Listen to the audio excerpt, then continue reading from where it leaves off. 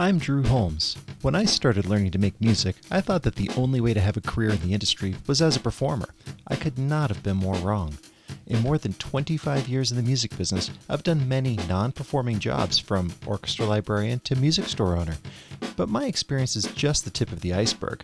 I'm on a mission to explore the exciting and necessary jobs that make performances possible. Come with me as we go beyond the stage. One of the things that I didn't talk, because it really goes the wrong direction in a conversation and this is very affirmative on what we're talking about now. For somebody my own daughter was caught in a thing that I'll relate, and it happened to be she was going to start on a flute. Yeah. And be a flute player. So she went to the flute lesson, and the first day, it happened to be in this town, as a matter of fact, the teacher taught her, he said to her, you'll never be able to play flute, you might as well give it up. And why would he say that? He was, I don't know, I wanted to cut his head off during that, but I tried to control myself somewhat, but on the other hand, why would he say that? If that was not the right instrument, why didn't he pick out another one for her? Yeah, instead of framing it as a negative, you come back and make it a positive. Yeah, absolutely. And one of the teachers in Fort Collins that I admired her teaching style in this, because there are teachers out there who will recruit a middle school class to fill out an instrumentation, and I misguided, I think, is the word for it, because if a kid's showing interest and aptitude in something, then they should be able to do it. Now, like, for example, my teeth aren't perfectly straight, but I can play trumpet pretty well. Yep.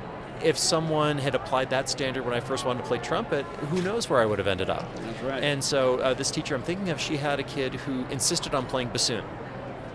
That was all this kid wanted to do. And she told the kid, said, all right, well, you're going to have to get lessons, you're going to have to do this. And that kid thrived in it and made it through the program and all that. And her comment was, if I've got a kid who is interested and passionate about it, my job is to figure out how to make that work. She was saying her job isn't to then make that kid play a different instrument, because that's not what we do. It's like, that's no, right. We're going to adapt to that, because who knows where it could lead. So I like this. Again, goes back to the inclusive nature of it, and a teacher who's willing to go the extra mile can make all the difference.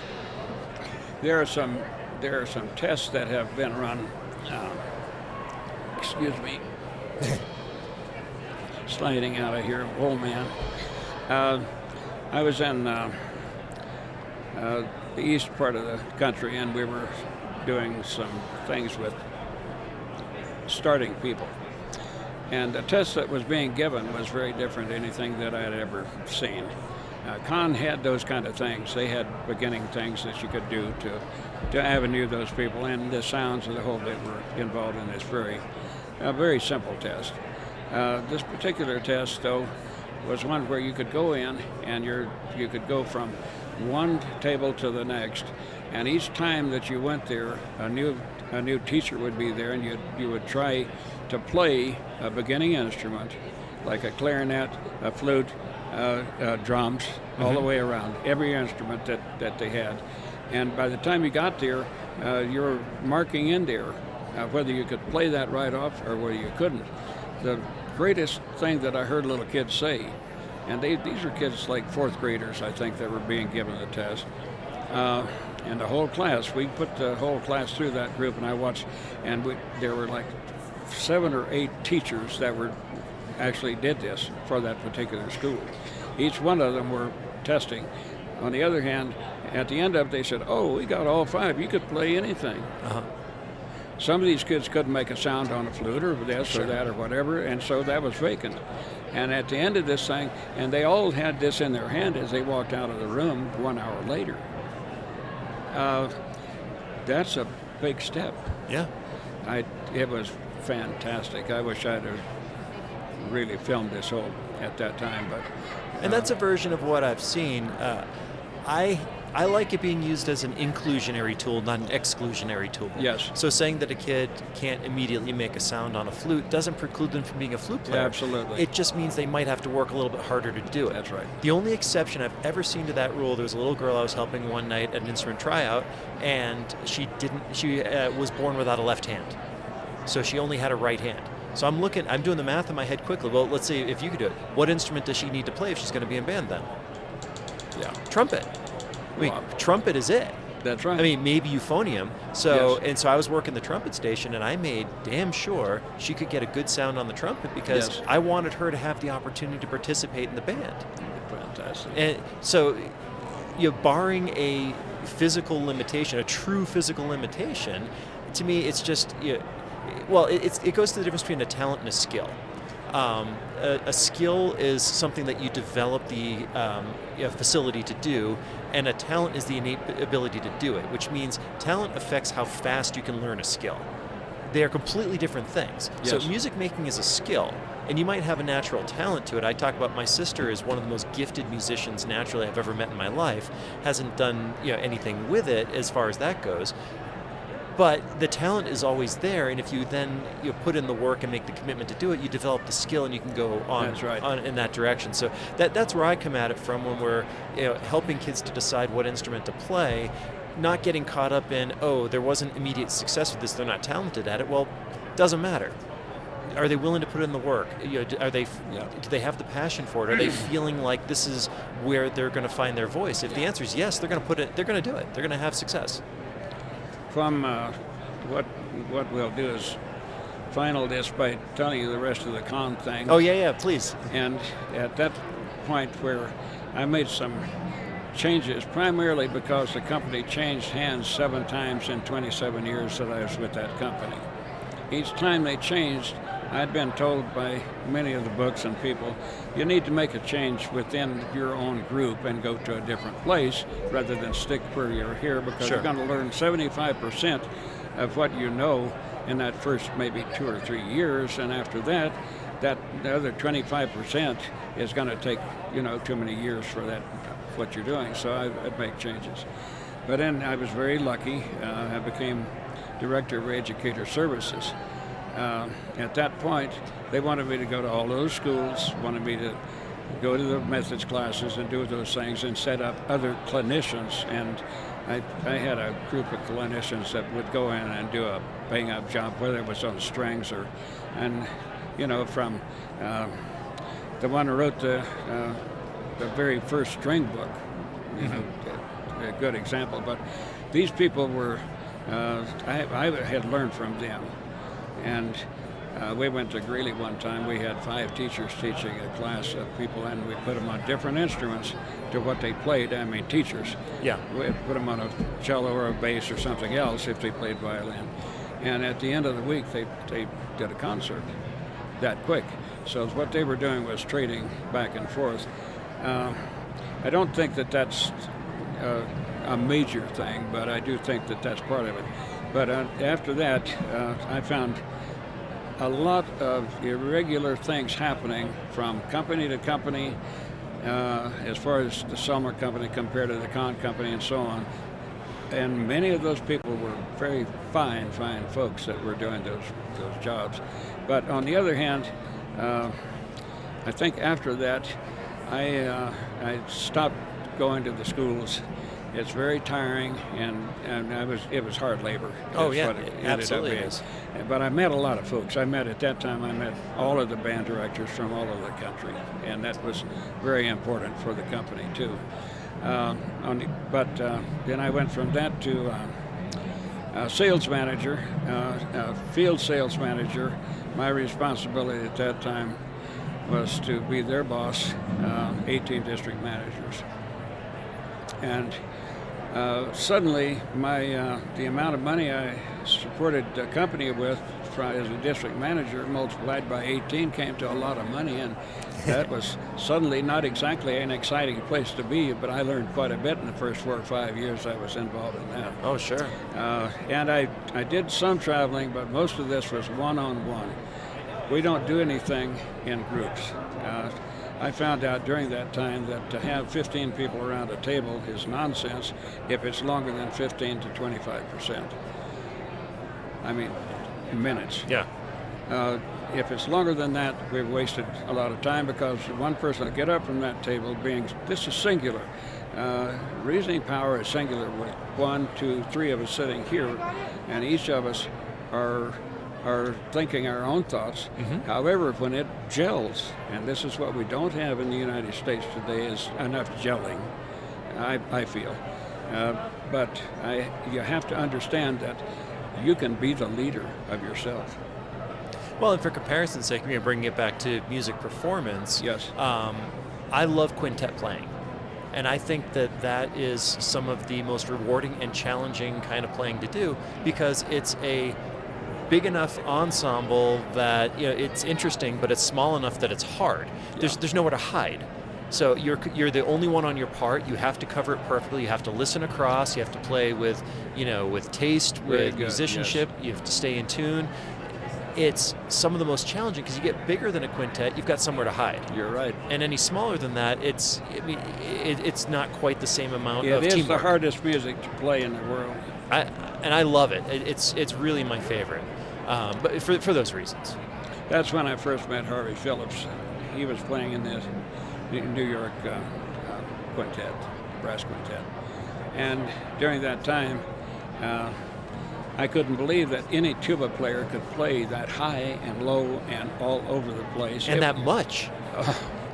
Unbelievable. That's the part that just kills me with quintet. I mean, you think playing military band stuff is hard. You play in a quintet. It's just constant. Harvey would get mad at me. He's the one that told me lots of times. He said, "You quit playing. You ought to be playing tuba at least." I said, "How do you do that? I don't teach in a college like you do." He was a great part of my life, Harvey Phillips was. Later, with the different groups that got together with all brass, Harvey was always there. So multiple changes in corporate structure. 27 years later, what happened after that?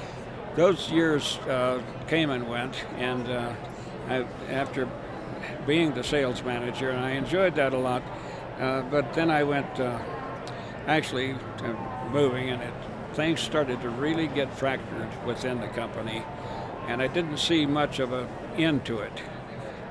There was not a point at that place where I could walk in, sit down with a group of people that would talk like you and I have talked today about what do we do to make this thing better, and what are we doing to make it worse.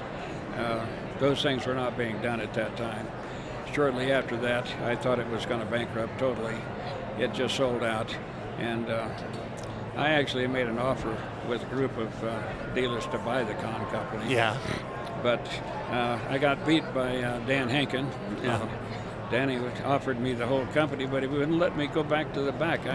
And without going in back there to change the company, I couldn't have done a thing about it, because that's where the big problem was. Everything was coming across wrong, but it was falling apart. And I at that time decided, well, I want to get back to Colorado. I want to live there, and we did. I actually traveled out of Colorado Springs for many of those years, but we did move to Chicago when the company Conn was there, and that was when I was a sales manager for the company too. It wasn't the people of Illinois; they were great people, and good schools, the whole bit. But I did want to be back in Colorado, so we moved here, and we've been in the same house in Colorado Springs all these years, about 40-some years right now. But I've traveled a lot, probably too much for a family. Well, and when I first met you, you were working for the Getzen company. That's right. And that's a brand near and dear to my heart, because the trumpet that I got when I was 14 and still have, Glad you brought it up, is a Getzen Eterna. I mean, Good. that's just been such a great horn for me. That horn, we got those two models out now that are very similar. That one is exactly the same. And to me, the Getzen people, all those years, I just loved that family. The brothers that were owners of these companies I tried to get them together for lunches and things at the NAMM show, and I couldn't get them together ever. They didn't work together as a group. But their dad had given them each, and I was told by one of them, it gave him, when he sold the company the first time, the Getzen company, he gave them $5,000 apiece and said, "You're on your own," and that was the last. And evidently they were still on their own pretty well, but they were good buddies and friends. They were good brothers, but I couldn't get them to eat sitting down together very often. Yeah. But Getzen Company, to me, has built probably a factory that is very set on being remarkably great. Mm-hmm. They don't want to do anything else. They don't build any of the student-grade instruments because they said we can't do it cheap enough to really go against what we've had in the past or whatever. But they still are pretty far and that's off. That's the big challenge as a manufacturer of something like that, is how do you compete with labor that is that significantly less expensive? Right now they're working at about half what they did 3 or 4 years ago, and they're under the restraints from the state restraints and all the national restraints and different things, but they are building. They're still behind. We've got stuff pre-sold for 3 years from now. Yeah. And that's too bad. Not many companies in the United States that actually are here and have. It's very hard to get an engineer. Well, and at one point, when my folks were visiting, my father was a florist, and then he sold ribbon, so he makes the most wonderful bows. And my folks were out visiting at one point, and I don't remember how we got in the conversation, but Dad was asking how much of the stuff's made in America. And I, of course, could point to the Getzen stuff, no problem. So what he did is he got rolls of red, white, and blue ribbon and made bows. And so for a while, I made sure I had those bows on everything that was made in the U.S. Fantastic. And there weren't nearly enough bows out there, but I'll just to help him highlight because that. that's one of the things I like to do, too, is make bows. But that also partially came about. I had customers that would ask me that. They only wanted to buy stuff that was American. And I mean, that's not a guarantee of quality, but at the same time, if you, like right now, for example, if you're trying to import stuff, That's right. That's a challenge. Let's take a quick timeout to hear from our sponsors. Beyond the Stage is proudly sponsored by Boomer Music Company, Northern Colorado's band and orchestra experts since 1976. If you need instrument rentals, repairs, sheet music, or accessories, Boomer Music has you covered. Come to our Fort Collins showroom or visit us online at www.boomermusiccompany.com.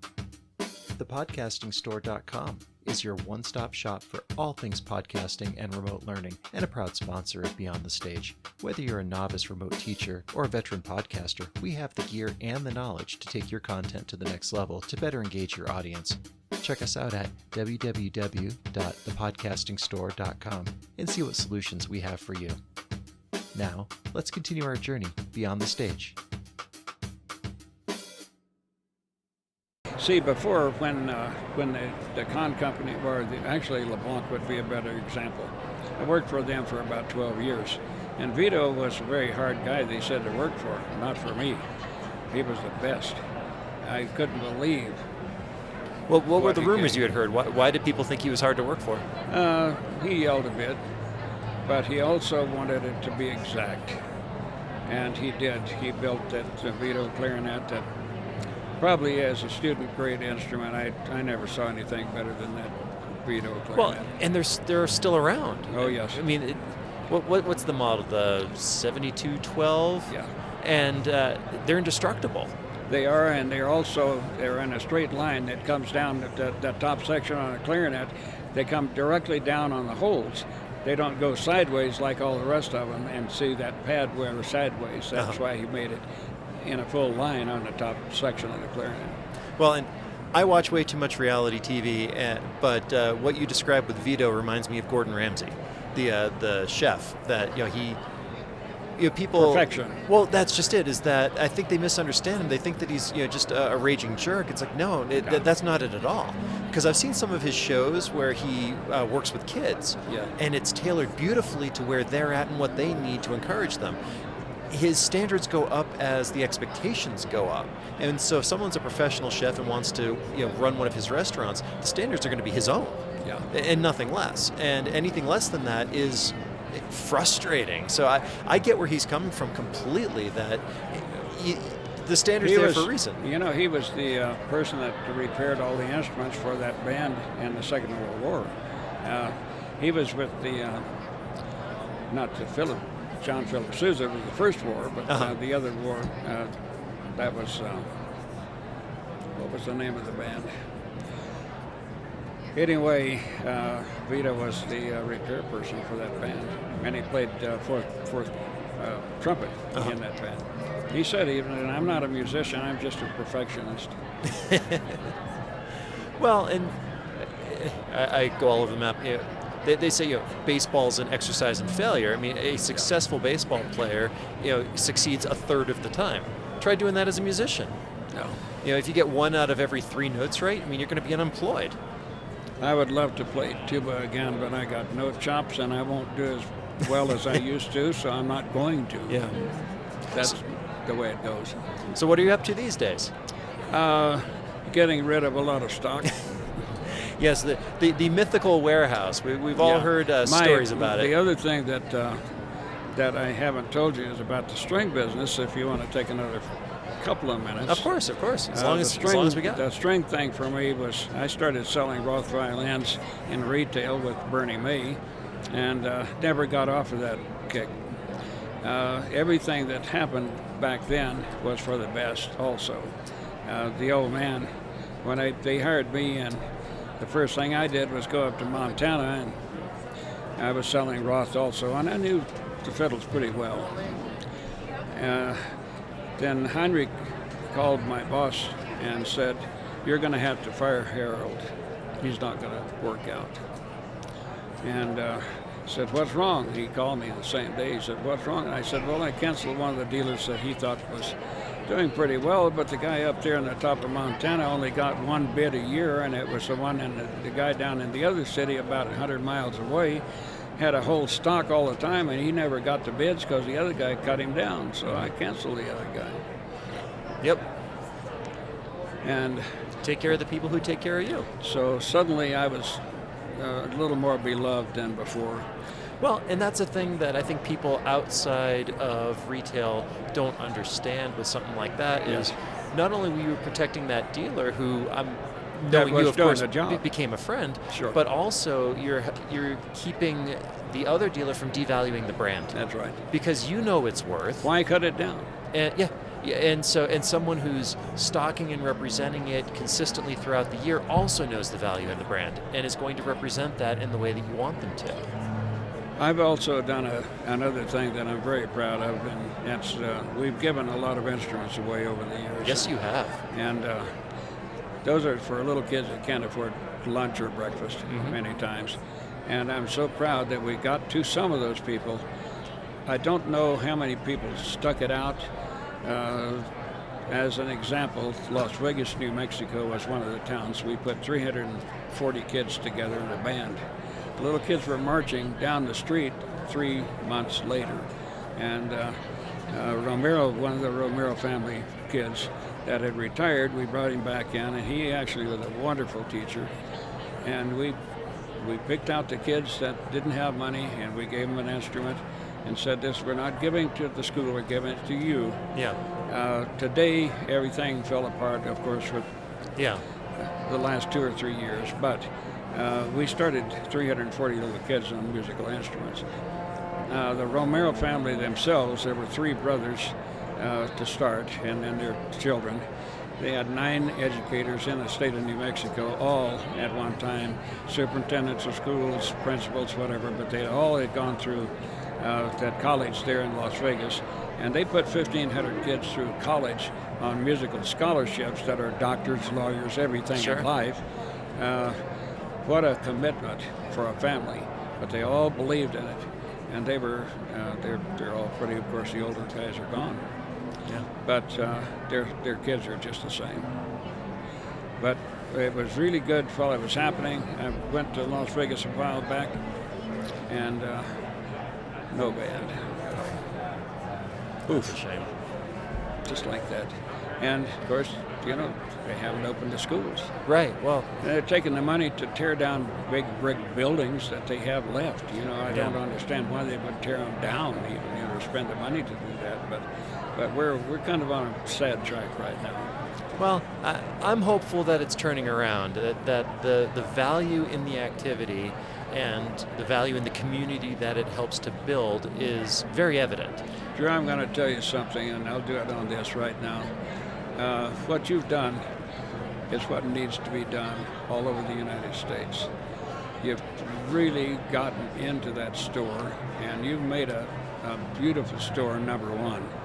You've got great repair people, and you're making other you're helping people learn to do a lot of things in your business.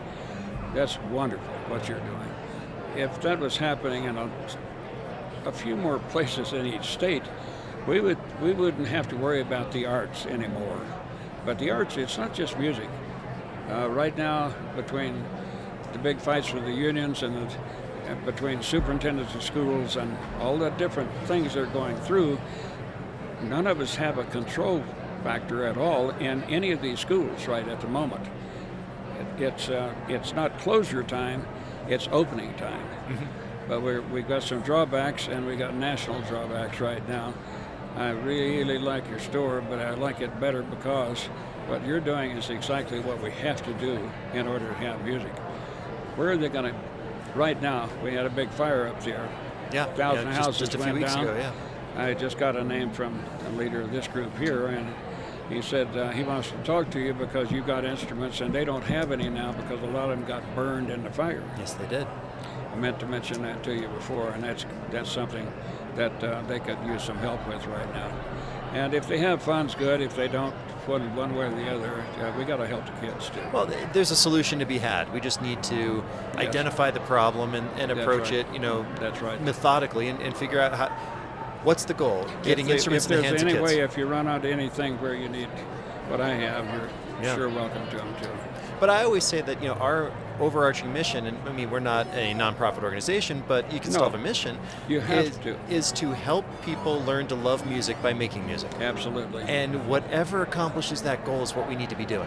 To be a great musician, you're the same thing. You're making money. The more you are, the more popular you are, the more money you're supposed to be making. That's good. Whatever it is, that's the American way. But we need to be helping those young people and their families. That's going to be a gap. I mean, a little kid that got his clarinet burned. Yeah. Where are they going to get the money to start with? It's getting tough. I'm glad that came up because I meant to talk to you about it before. Anyway. Yeah. Well, but I've got a lot of stuff left, and that's what I'm just dumping a lot of the things that I have. But yeah, to speak to what you're talking about with what I'm trying to do with the store, I mean, the way that I look at it is that, I mean, I've done so many different things in so many different areas. This is the thing that kind of puts them all together. And I've been shown such great love and kindness from so many people along the way. Me too. In every different way that I could never possibly pay any of it back. And this is how I do that, is by doing the next thing. I mean, Basically, I left for college when I was 18 and never went back, but I do get to see my folks every now and then.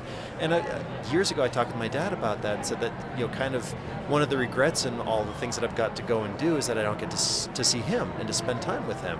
And he said that he would never want me to have traded the things that I've done and I'm going to do for that. That's his job, is to, prepare me to be able to go out and do that stuff. Open the door. Yeah. And so that's again, the way that I kind of pay back everything that he's done for me. And I totally agree with him. I mean, the phrase "pay it forward" gets used just kind of blithely, but that's what it is. That's what it has to be. And it's here again. This is singular. You're one person doing this.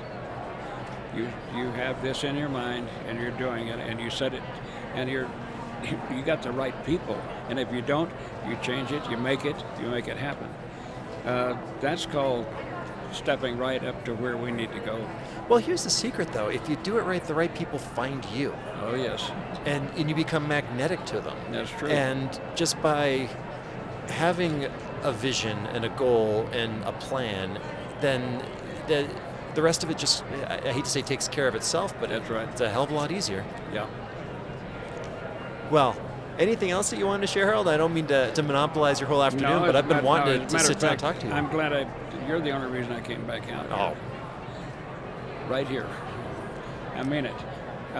One other person, and that's they're at 1500 South Broadway in Denver, Colorado, and he's in the business of harps these days most of the time. Yes, But Klasny, that was one of my favorite companies in the world, was the Klasny company all those years.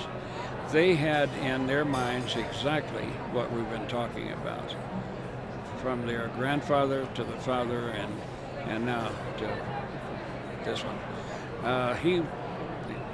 This guy, he's barely moving his legs right now, but he's been secretary, treasurer of the International Harp Society. He's done all of those things, and he's had that one thing in mind. Right now, he's got probably 300 or 400. I don't know how many on rent in Colorado primarily. The last time I heard, he had over 300 rented harps. Yeah. Out of his store, which is remarkable. But they want him to come to Wyoming. They want him to come to all the places. Nobody's working on harps. No. Except him. I mean, he could work all 24 hours a day and never get done. Well, and I think there's a fear of being in a niche, and to me, I think there should be a greater fear of not being in one.